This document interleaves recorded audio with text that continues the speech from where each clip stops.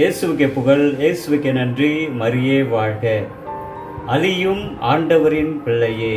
அன்புமிகு இறை மக்களே, மனித பார்வையில் ஏற்றவன், உயர்ந்தவன், தாழ்ந்தவன், படித்தவன், படிக்காதவன், பாமரன், இருக்கிறவன், இல்லாதவன் என்று பலவிதமான சமூக நீதி கட்டமைப்புகளோடும் பொருளாதார கட்டமைப்பிலும் ஒருவரை உயர்த்தியும் தாழ்த்தியும் இவன் உகந்தவன், உகந்தவன் அல்லாதவன், பிடித்தவன், பிடிக்காதவன் என்று நம்மையே நாமே தீர்ப்பிட்டுக் கொண்டிருக்கின்ற வேளையிலேயே கடவுளுடைய பிள்ளைகள் அனைவரும் ஆண்டவருடைய அன்பான பிள்ளைகளே, அனைவரும் ஆண்டவரால் படைக்கப்பட்ட அற்புத படைப்பே என்பதை நிரூபிக்க கடவுள் இன்றைய நாளிலே அலி என்று சில நேரத்தில் நம்மளாம் சமூகத்தில் ரொம்ப அவர்களை கேவலமாக தரைக்குறைவாக பார்க்கின்ற இந்த சூழலில் ஆண்டவருடைய பார்வை அவர்களை உயர்த்தி பார்க்கிறது, மேம்படைய பார்க்கின்றது.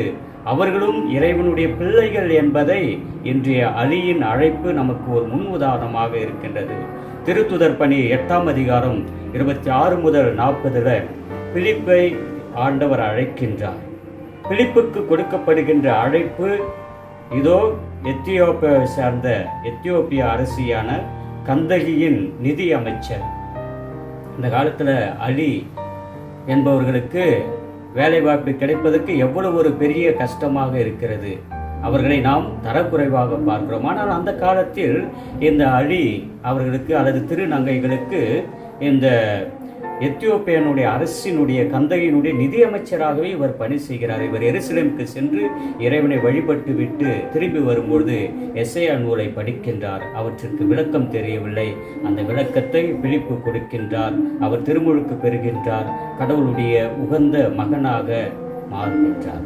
அன்புமிகு இறை மக்களே, இன்றைய நாளிலே அதைத்தான் திருப்பாடல் 66:8 முதல் 20 அனைத்துலகோரே கடவுளை போற்றி ஆர்ப்பரியுங்கள். உலகில் இருக்கிற எல்லா படைப்புகளே எந்த ஒரு வேறுபாடும் இல்லாமல் இறைவனின் பிள்ளைகள் என்பதை உணர்ந்து ஆண்டவரை ஆர்ப்பரித்து போற்றுங்கள். யாரையும் தீர்ப்பிடுவதற்கு, குறைத்து மதிப்பிடுவதற்கு நாம் தகுதியற்றவர்கள். ஆண்டவருடைய பார்வையில் அனைவரும் விலை மதிப்புள்ளவர்கள் என்பதை நாம் உணர்ந்து கொள்ள வேண்டும். எனவேதான் கடவுளுடைய அருள் யாருக்கெல்லாம் இருக்கிறதோ, இன்றைய நாளிலே இந்த அலிக்கு கடவுளுடைய அருள் இருந்தது, கடவுளுடைய அழைப்பு இருந்தது. எனவே அவர் கடவுளுடைய அன்பு பிள்ளையாக ஏற்றுக்கொள்ளப்படுகின்றார். கடவுளுடைய அருள் இல்லாமல் இன்று நாம் கிறிஸ்துவர்களாக இருந்தும் கடவுளுடைய அன்பு பிள்ளையாக மாறுவதற்கு தயங்கிக் கொண்டு இருக்கின்றோம். ஒன்று, கிறிஸ்துவர்கள் அல்லாதவர்களை பார்த்து நாம் ஏளனமாக பேசுகின்றோம். அவர்கள் எல்லாம் விண்ணரசத்துக்கு செல்ல மாட்டார்கள், மோட்சத்திற்கு செல்ல மாட்டார்கள் என்ற ஒரு தவறான படிப்பினையை நாம் பின்பற்றி கொண்டிருக்கிறோம், போதித்துக் கொண்டிருக்கிறோம். ஆனால் திரு அவை மிக தெளிவாக, குறிப்பாக திருத்தந்தை பிரான்சிஸ் அவர்கள் இந்த திரு அவை அனைவருக்கும் சொந்தமான திரு அவை, மதத்தை கடந்து மனித நேயத்தை போற்றக்கூடிய ஒரு திரு அவை. அந்த விதத்திலே இந்த இறைவார்த்தையின் வழியாக அலியை அழைத்த ஆண்டவர் நம்மையும் அனைவரையும் அன்பு செய்ய அழைக்கின்றார். நம் மூலமாக அந்த கடவுளுடைய அழைப்பை அனைவருக்கும் கொடுக்க அவர் அழைப்பு கொடுக்கின்றார். அந்த ஒரு நல்ல உணர்வோடு இந்த நேரத்தில் ஜெபிப்போம்.